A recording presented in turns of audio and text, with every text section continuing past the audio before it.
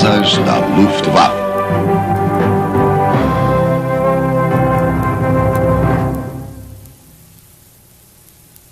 B-109, a lenda.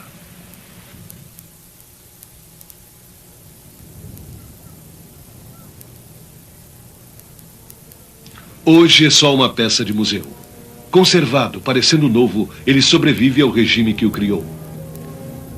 Já foi uma temida máquina de guerra que assustava a todos os que cruzavam os céus da Europa.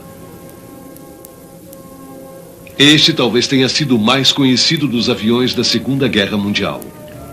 O Messerschmitt 109. Foi sem dúvida a mais famosa aeronave da Luftwaffe.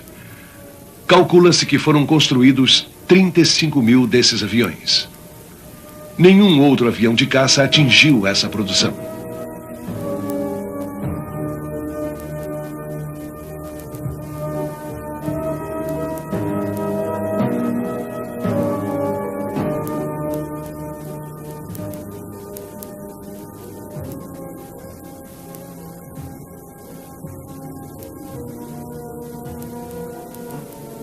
Talvez tenha sido o melhor caça da guerra. Foi seguramente a base do poderio aéreo nazista.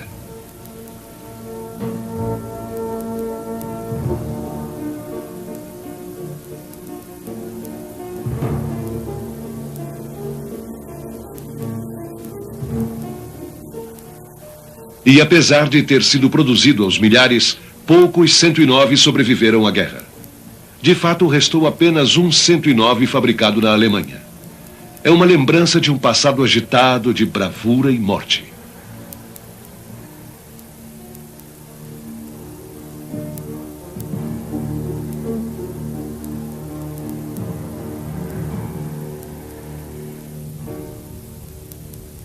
Apesar da pintura, este avião foi fabricado pelos espanhóis, que continuaram a montar o Messerschmitt 109 durante uns 10 anos após a derrota da Alemanha. Esse caça que não envelhecia serviu à Espanha até os anos 60. Há 40 anos, o Messerschmitt 109 parecia invencível. Pilotado pelos ases alemães, ele obtinha seguidas vitórias. Lá pelo fim da guerra, um piloto da Luftwaffe exausto disse: "Cada vez que entro na cabine tenho a impressão de que será meu caixão." Esse pessoal de terra está preparando o avião para outra missão. O 109 era uma arma terrível com seus 3 canhões e 2 metralhadoras. Os pilotos da Luftwaffe não se revezavam como os pilotos aliados. Isso fez com que cada um deles abatesse um grande número de inimigos e poucos sobrevivessem à guerra. No solo havia uma grande camaradagem. No ar, era cada um por si.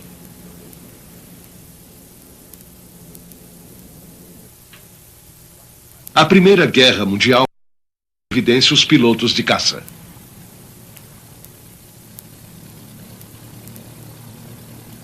Pilotos como Oswald Belk e Manfred von Richthofen, este último talvez o mais famoso de todos os pilotos de caça, chamaram a atenção de todos para a aviação de caça. Von Richthofen, que com 80 vitórias foi o maior as da guerra, tornou-se um herói conhecido em todo o mundo. Seus aviões eram primitivos, biplanos e triplanos. O armamento era, no mínimo, imprevisível. O avião preferido de Von era o Fokker DR-1. Seu motor girava junto com a hélice e era lubrificado com óleo de rícino.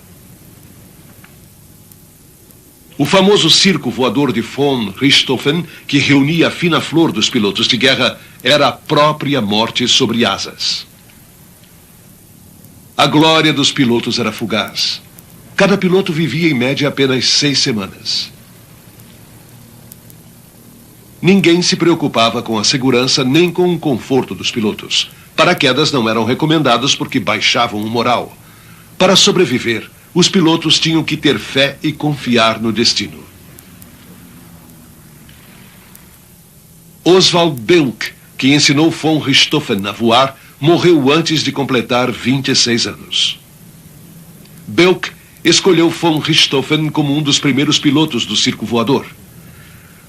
No dia 17 de setembro de 1916, Richthofen, que seria conhecido como Barão Vermelho, derrubou seu primeiro inimigo, um piloto inglês que mergulhou em chamas. Richthofen acabou caindo perto das trincheiras inglesas e foi enterrado pelo inimigo com honras militares. Um dos aprendizes de Belk era um rapaz com cara de anjo, bom piloto, que veio depois a ser o comandante da Luftwaffe. Era Hermann Göring, que, ao herdar o comando do circo voador quando morreu, tentou mudar a filosofia de combate implantada por Belk. Os veteranos da equipe não gostaram, mas Göring acabou recebendo a maior condecoração da Alemanha, assim como Richthofen. Göring abateu 22 inimigos, sobreviveu à guerra e nos anos 20 entrou na política. Em 10 anos, ele atingiria uma posição de destaque no Partido Nacional Socialista de Adolf Hitler.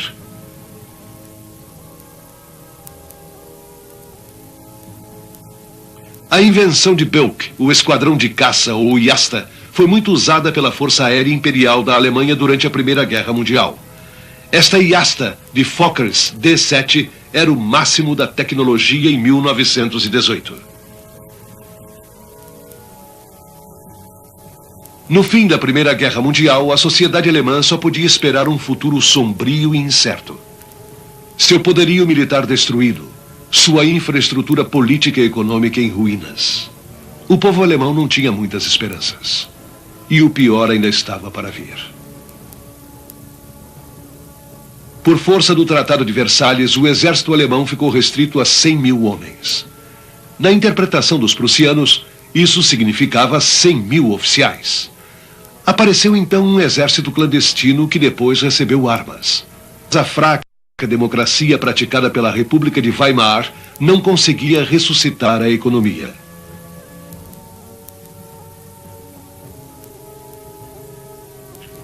A população, desesperada, entregou-se a extremistas de direita.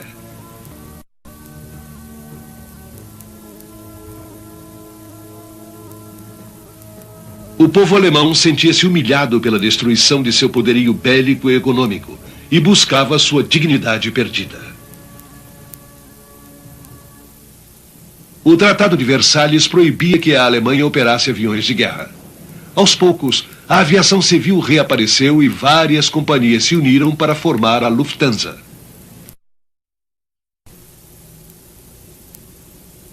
Em 1927, a Lufthansa estava precisando de um novo avião de passageiros e a fábrica de aviões da Bavária, cujo projetista-chefe era Willy Messerschmitt, financiamento para seu projeto de um avião para 10 passageiros, o modelo 20. O único protótipo do modelo 20 sofreu um acidente. A Lufthansa exigiu a devolução do investimento. A fábrica da Bavária faliu. Para Willy Messerschmitt, essa tragédia trouxe uma oportunidade. Ele criou sua própria fábrica de aviões. Antes, porém, teve uma briga séria com o diretor da Lufthansa responsável pelo cancelamento do Projeto 20. Esse homem era Erhard Milch, um burocrata cuja fama era de conseguir que as coisas fossem feitas. Sua briga com Messerschmitt transformou-se numa disputa que durou dezenas de anos. O fracasso do Projeto 20 e as limitações impostas pelo Tratado de Versalhes fizeram com que Messerschmitt se dedicasse a aviões menores. Este é o M-21. Suas asas se dobravam para economizar espaço no hangar. O forte de Messerschmitt era a criatividade.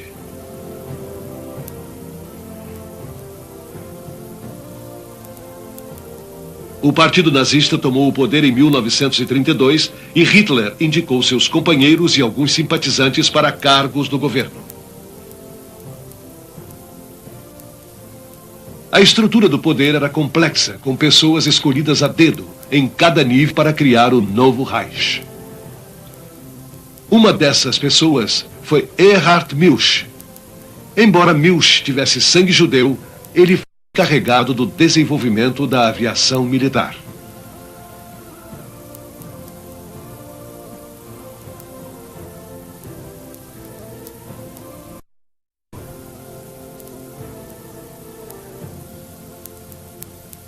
Talvez para esquecer os fracassos, os nazistas mudaram o nome da Força Aérea Alemã para Luftwaffe. Mas, em termos de tecnologia, estas continuavam no passado. Começaram com Pfalz D-12, um biplano que foi um dos primeiros caças de fuselagem metálica. Caças biplanos de características modernas encheram os céus da Alemanha. Um dos símbolos da nova Luftwaffe foi o Heinkel HE-61. Mas ele também já estava obsoleto e em 1934 a Luftwaffe começou a procurar um caça realmente moderno. Um dos primeiros candidatos foi o Arrado-80, um monoplano de linhas aerodinâmicas. Sua cabine era aberta e tinha trem de pouso fixo. Era muito pesado e nunca entrou em produção.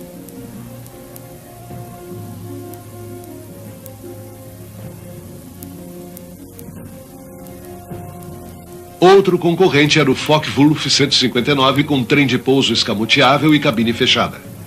Sua grande característica era a asa alta, que lhe dava mais capacidade de manobra. Foi rejeitado porque a asa alta tornava perigosos os pousos de emergência e limitava a velocidade.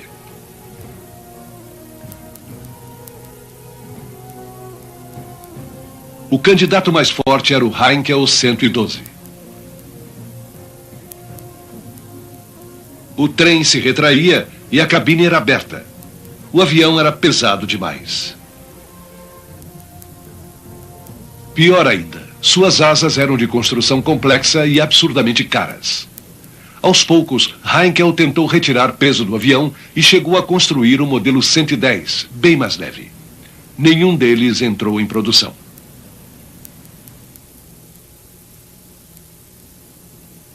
O contrato foi assinado com um desconhecido, que apresentara um avião que havia sido descartado de início.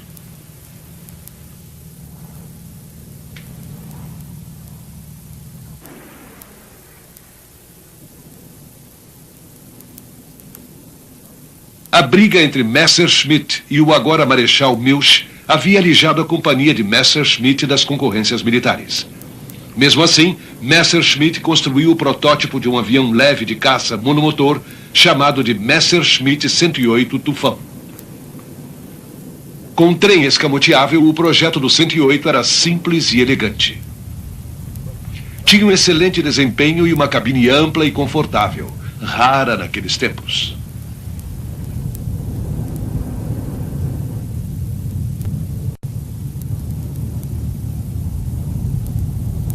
Para demonstrar as características do seu 108, Messerschmitt o inscreveu na corrida aérea da Europa. Não venceu, mas ficou claro que era um avião excepcional. Milch começou a sofrer pressões para incluir Messerschmitt na concorrência. Messerschmitt foi por fim convidado a apresentar o projeto de seu novo caça. Mas Milch, ainda vingativo, deixou claro que, mesmo que o projeto fosse aprovado, a construção dos caças seria entregue a outra companhia. Wilhelm Messerschmitt aceitou o desafio. Messerschmitt começou imediatamente a aperfeiçoar o projeto, tornando o avião ainda mais aerodinâmico, com ênfase na velocidade. Ele sabia que o seu avião tinha que ser muito superior ao de Heinkel, por causa da oposição de Milch. O avião que Messerschmitt projetou iria virar lenda. Foi-lhe dado o número 109. Era um monoplano de asa baixa, trem retrátil e cabine fechada. Acima de tudo, sua fabricação era muito mais simples do que a do 112. O que também ajudou Messerschmitt foi o fato de a espionagem alemã ter descoberto em 1936 que os ingleses estavam desenvolvendo um avião com características semelhantes, o Spitfire. O Messerschmitt 109 continha inúmeras novidades. Era um avião destinado a voar para a imortalidade durante a Batalha da Inglaterra. A pequena distância entre as rodas do trem principal fazia com que o impacto da aterrissagem fosse suportado pela fuselagem, não pelas asas. O canhão que atirava pelo meio da hélice fazia do 109 uma arma mortífera de alta precisão. Suas asas eram leves e podiam ser substituídas rapidamente. Quando colocadas ao lado da fuselagem, o conjunto tomava pouco espaço e era facilmente transportável por ferrovia ou rodovia.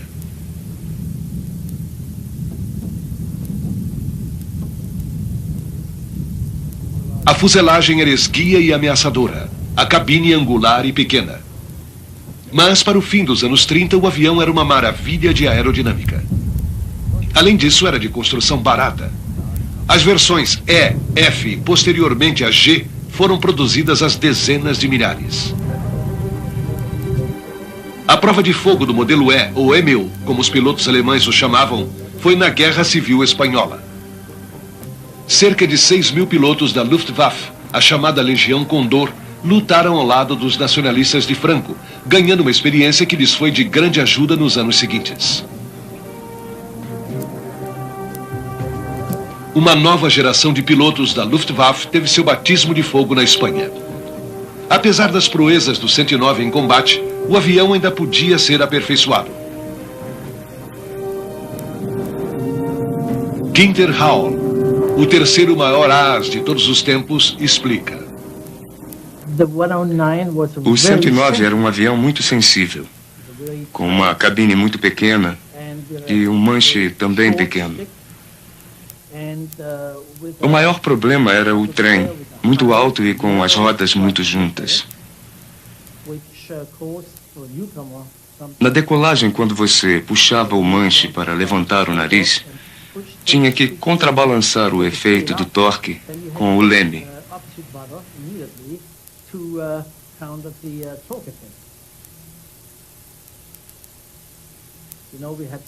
A cabine era esquisita e atrás da sua cabeça havia uma chapa de aço para evitar que você fosse atingido, mas também impedia a visão traseira.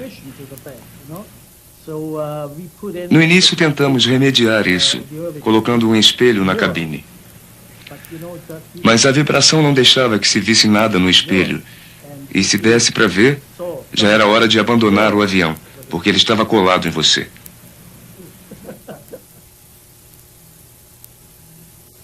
A aerodinâmica do Messerschmitt 109 ajudava muito, mas o seu forte, como o de todos os caças de sucesso, era seu motor.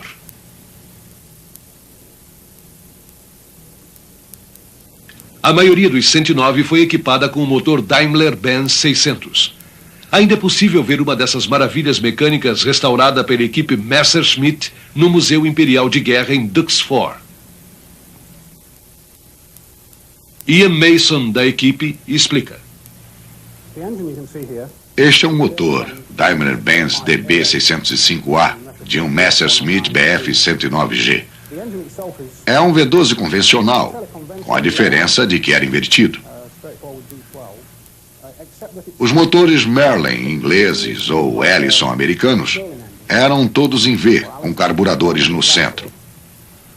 Os alemães viraram o motor de cabeça para baixo e substituíram o carburador por uma bomba de injeção direta, o que permite que o motor responda com muito mais rapidez na aceleração.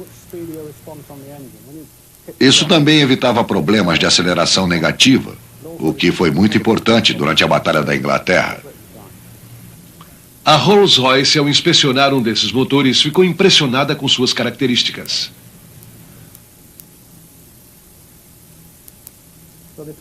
Eles mediram as tolerâncias e ficaram impressionados e imploraram para que não danificássemos o eixo de manivelas, porque não conseguiriam fazer um igual, mesmo com máquinas modernas.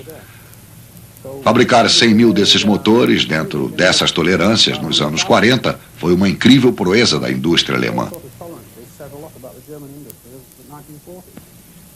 A precisão da engenharia alemã era famosa.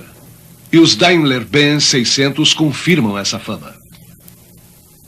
O motor parecia ter sido feito para a fuselagem do 109 e podia ser trocado em poucas horas, mandando Messerschmitt de volta a combate na metade do tempo exigido para um Spitfire.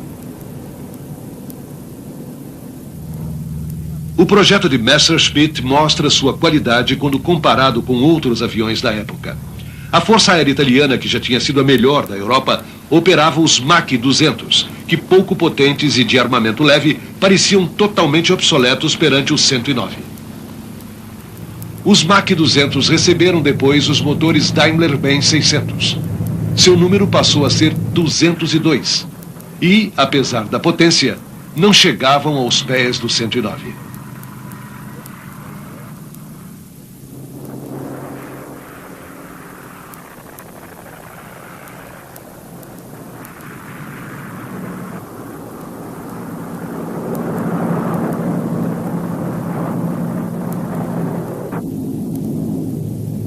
A Força Aérea Soviética também tinha seus caças de motor em linha.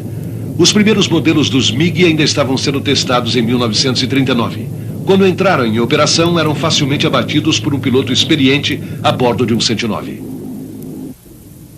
Os Estados Unidos também operavam monomotores. O Bell P-39 Air Cobra tinha um canhão que atirava pelo cone do nariz como o 109. Mas o motor ficava atrás do piloto e um longo eixo era usado para transmitir rotação à hélice. A porta da cabine parecia a porta de um carro.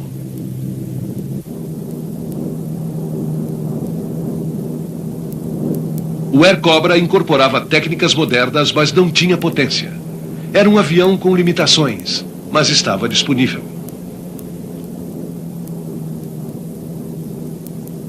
E 10.000 Air Cobras acabaram lutando contra a Luftwaffe nos céus da Rússia. Os 109, mais rápidos e mais ágeis, derrubavam quantos queriam.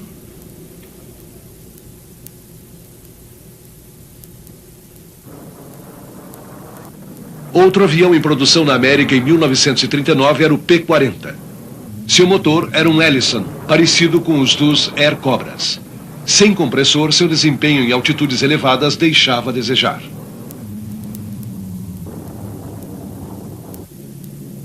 O melhor caça francês era o Devoitin D-520. Quando se iniciou sua produção, os alemães já estavam à porta e, de qualquer forma, os 109 eram bem superiores. A RAF, em 1939, tinha 2 caças prontos para o combate, ambos excelentes: o Hawker Hurricane e o Supermarine Spitfire. O Spitfire enfrentou com sucesso a Luftwaffe de Goering, desafiando os 109. Os 2 aviões ingleses utilizavam o motor Rolls-Royce Merlin. O Hurricane era mais lento, mas tinha maior raio de ação. O Spitfire era muito mais rápido e ágil do que o 109, mas perdia em altitude máxima e ângulo de mergulho. Estava tudo pronto para um combate aéreo de características inéditas. No dia 1º de setembro de 1939, a Alemanha atacou. Mais de 200 Messerschmitt Bf-109 lançaram-se sobre a Polônia num ataque de surpresa. Os melhores pilotos utilizando o melhor caça da época. Com experiência ganha na Espanha, os pilotos da Luftwaffe arrasaram a Polônia.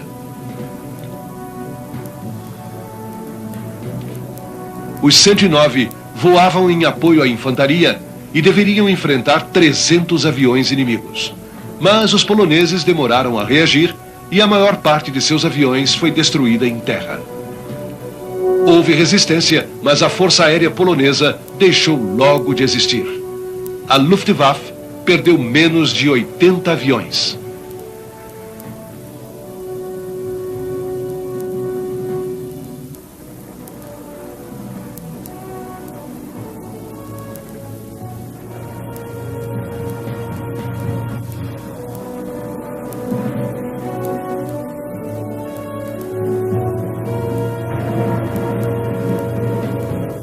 A história se repetiu por toda a Europa.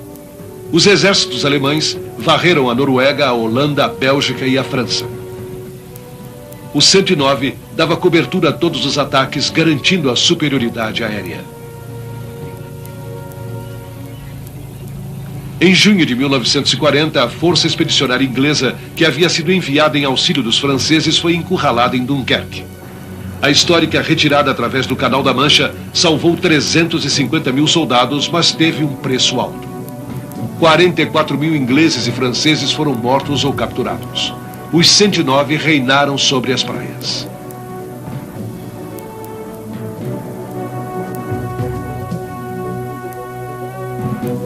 Após a derrota da França, a Alemanha teria que enfrentar a Inglaterra. Goering prometeu que o poderio aéreo quebraria a resistência inglesa e iniciou bombardeios diurnos sobre a ilha. A escolta dos bombardeiros era formada por 109s. Os pilotos ingleses, com seus Spitfires e Hurricanes, lançaram-se ao combate.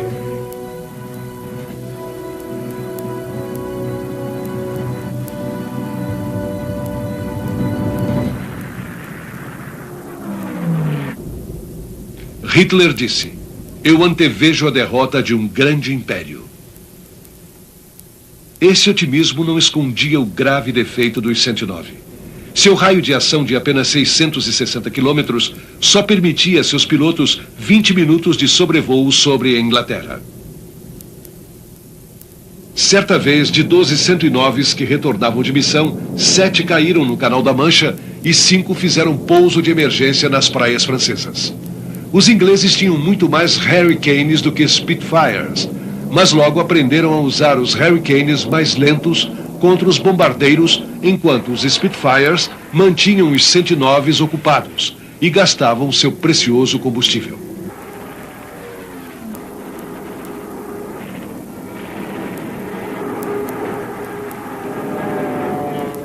O general Dieter Habach voou em 109 sobre a Inglaterra.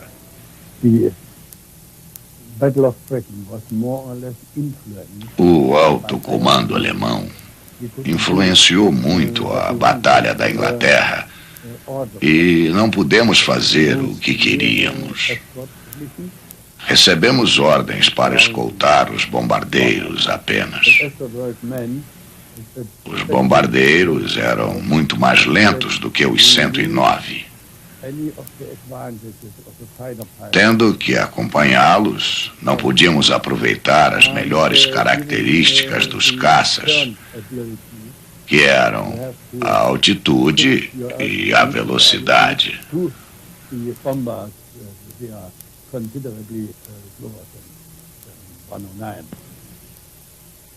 Os 109 realmente não tinham sido projetados para escoltar bombardeiros. Mas, apesar de tudo, ainda tinham uma enorme vantagem.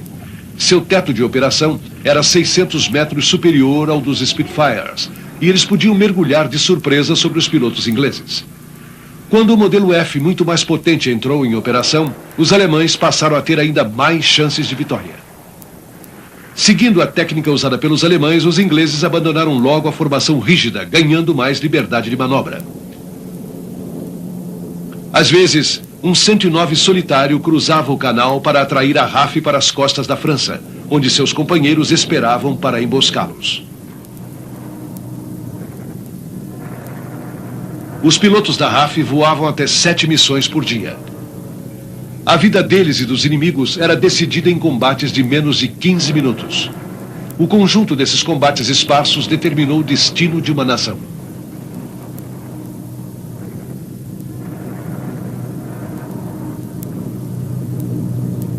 Os pilotos alemães sempre disseram que os Spitfires eram mais ágeis, mas os ingleses que voaram 109s capturados acharam que os dois aviões eram comparáveis. O general Dieter Habach era mais que um piloto.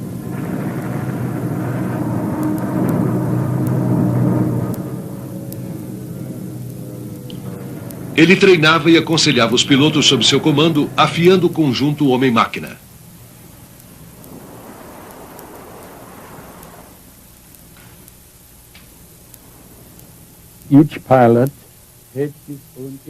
Cada piloto tinha o seu próprio avião e só voava em outro em casos excepcionais. Com o avião vinha um mecânico-chefe e outro mecânico. Nós formávamos grupos de 4 aviões que chamávamos de enxame.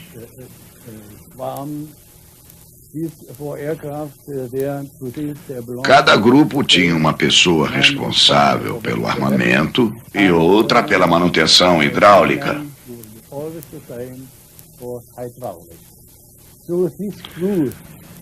Então, cada grupo era formado por 4 aviões, 4 pilotos e o pessoal de terra, que era responsável pelo desempenho dos aviões e ficava esperando pela volta dos pilotos. O homem que voava neste avião teve grande sucesso. Além de ótimo piloto de caça, ele tinha qualidades de liderança que ficaram claras desde a Guerra Civil Espanhola. Por fim, ele chegou a comandante-geral da aviação de caça. Werner Molders era o ídolo dos pilotos mais jovens. Molders era subordinado diretamente a Goering e procurava ficar sempre perto de seus liderados. Era muito católico e confessava que sentia medo antes do combate. Ele foi mais piloto do que general e lembrava Richthofen.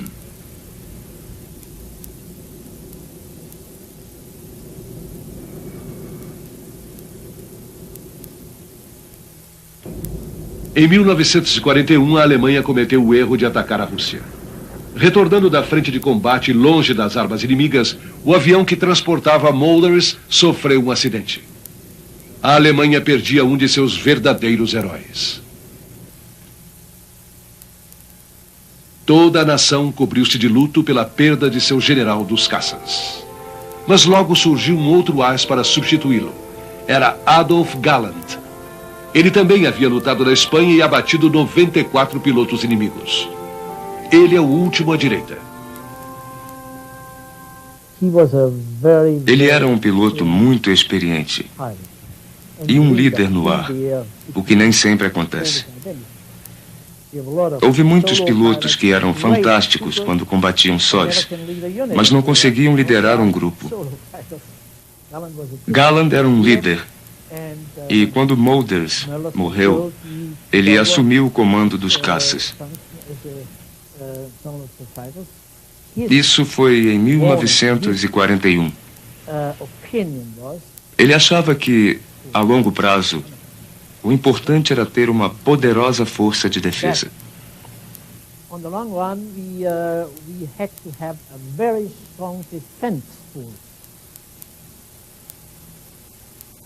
A prioridade de Hitler, no entanto, sempre foi ter uma forte força de ataque. E logo apareceram planos para substituir os 109s pelos Focke-Wulf 190, que alguns consideram como o caça alemão mais versátil da guerra. Os 109 e os 190 voaram lado a lado na cruel frente russa. As condições exigiam o máximo das máquinas e dos homens. O 190 provou ser um avião mais avançado, mas muitos ainda preferiam voar os 109. Na frente ocidental, os bombardeiros aliados começaram a metódica destruição da Alemanha.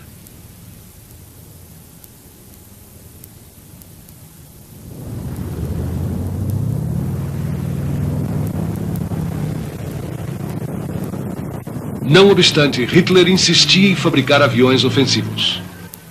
Galland disse não. Precisamos de caças e mais caças.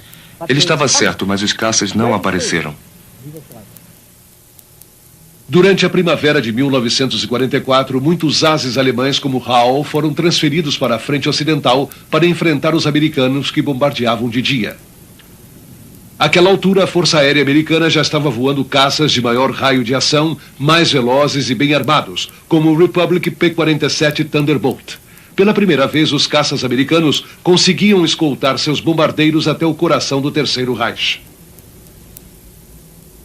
Estava tudo pronto para que a aviação aliada fizesse o que Goering jurava que era impossível.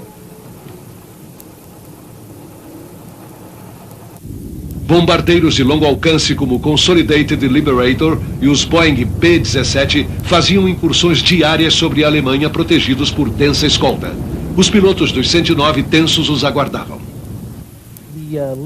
Ficávamos na escuta dos rádios do 8º Esquadrão de Bombardeiros. Quando eles ligavam os rádios, ainda sobre a Inglaterra, procurávamos descobrir como seria aquele dia para nós. Soava o primeiro alarme, depois os alertas de 15 minutos, 10 minutos, 5 minutos, até que recebíamos a ordem para decolar.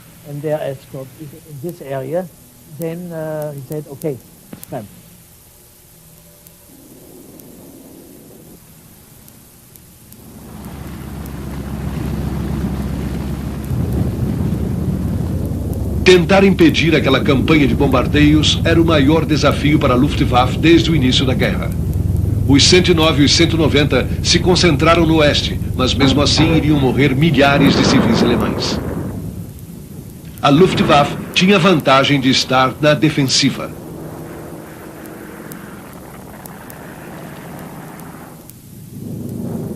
Quando os caças alemães partiam para o ataque, os pilotos americanos já estavam há horas no ar.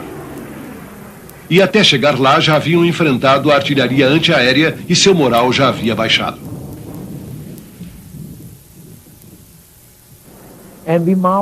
Estávamos voando ao norte de Frankfurt.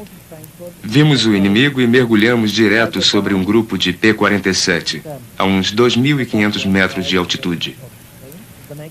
Acertei um que explodiu em chamas, depois outro. E aí eles me atacaram.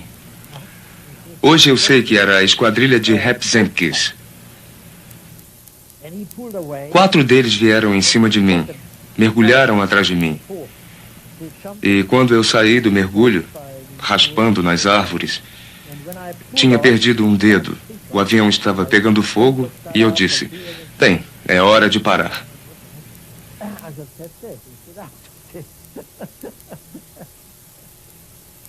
Foi a primeira vez em que ele perdeu depois de 275 vitórias. Os ferimentos de Hall provavelmente salvaram sua vida. Um após outro, voando 500 missões ou mais, os maiores ases da Luftwaffe foram morrendo. Em 4 meses, no início de 1944, a Luftwaffe perdeu 1.000 pilotos. Mas os aliados também sofreram pesadas perdas. Durante 1943, 1/3 dos bombardeiros americanos foram derrubados antes de completar suas 25 missões. Por incrível que pareça, a produção de aviões aumentou na Alemanha em 1944.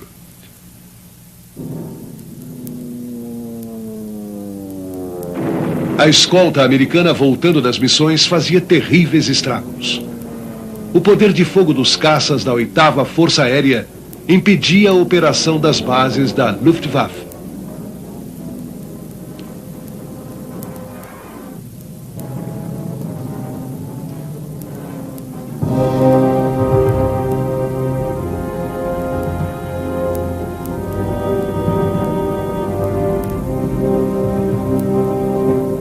Havia tantos americanos no ar que as maiores bases foram abandonadas. Já longe de ser a orgulhosa dominadora dos céus da Europa, a Luftwaffe começou a esconder seus aviões debaixo das árvores. Os 109 continuavam a decolar dessas bases improvisadas, mas a guerra estava perdida. Os pilotos da Luftwaffe eram a única proteção que restava para as populações urbanas. Eles sabiam disso e lutaram até o fim. No fim do conflito, o 109, projetado em 1934, já tinha 11 anos.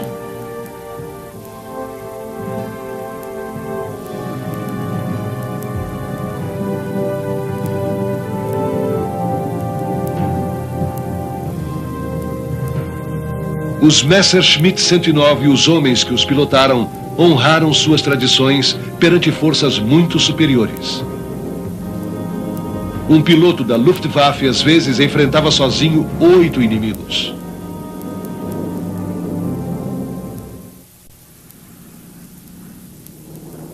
Continuavam heróis, mas estavam muito cansados.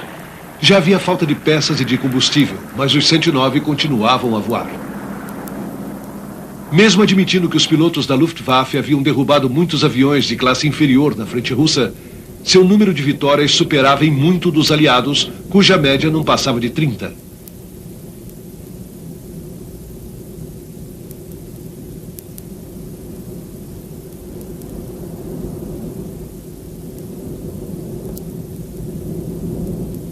Milhares e milhares de pilotos alemães voaram sua última missão nos 109, que viraram marcas de vitória nas laterais dos aviões aliados.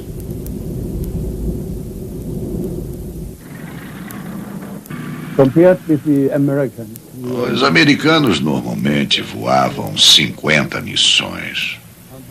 Voltavam para casa e, às vezes, voltavam para voar mais.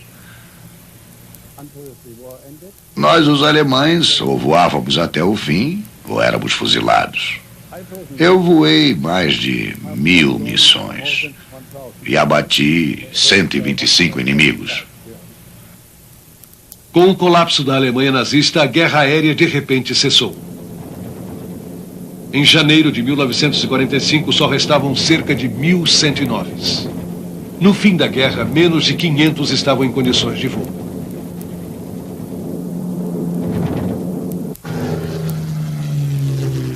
os aliados capturaram alguns 109 durante a guerra e os usaram para testes e para fins de propaganda. As peças eram de fácil adaptação e os pilotos simplesmente entravam neles e decolavam sem qualquer treinamento. Eu era capitão, servia na base aérea de Haiti como oficial de operações do grupo de voos de teste. Apareceram 2 109 e 2 Focke-Wulf para serem testados. Eu me coloquei no alto da lista e voei um 109. Logo que decolei, chamei um colega que voava um P-51 para fazermos uma comparação. Na minha opinião, o 109 se saiu muito bem. O leme se comportava bem, mas o forte eram os profundores, muito melhores do que os dos P-51 ou dos Spitfires.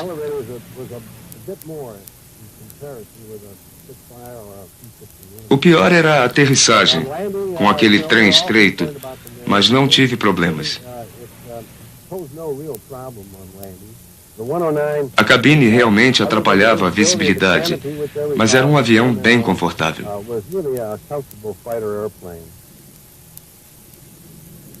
Poucos 109 sobreviveram à guerra. Alguns são do modelo Hispano, fabricados na Espanha. Equipados com motores Merlin da Rolls-Royce, eles diferem de seus primos alemães na entrada de ar, redesenhada, e na hélice de 4 pás.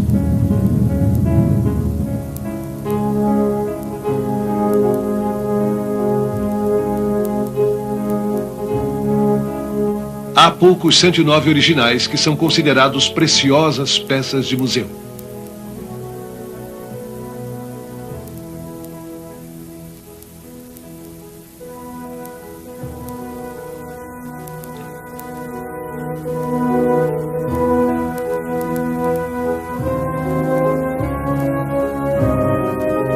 Como se fossem monumentos ao gênio de Willy Messerschmitt, eles são cuidados como joias pelos seus responsáveis.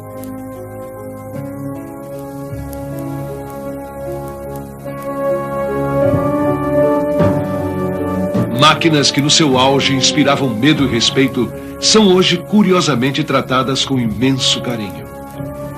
Muitos foram restaurados com enorme trabalho. Cada peça um pedaço de um mosaico que lembra uma era que passou.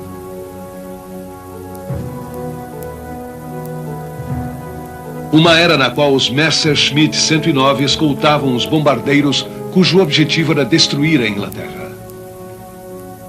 Nos últimos meses da guerra, os papéis se inverteram, com os 109 tentando sustar os bombardeios aliados. Nisso, eles falharam. E quase 500 mil civis morreram vítimas da chuva de bombas.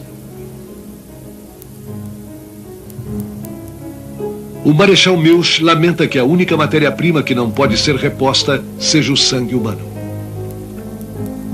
Quando os 109 finalmente se calaram, 160 mil pilotos ingleses e americanos haviam morrido. Um número desconhecido de pilotos alemães havia também perdido a vida sobre os campos e as cidades da Europa.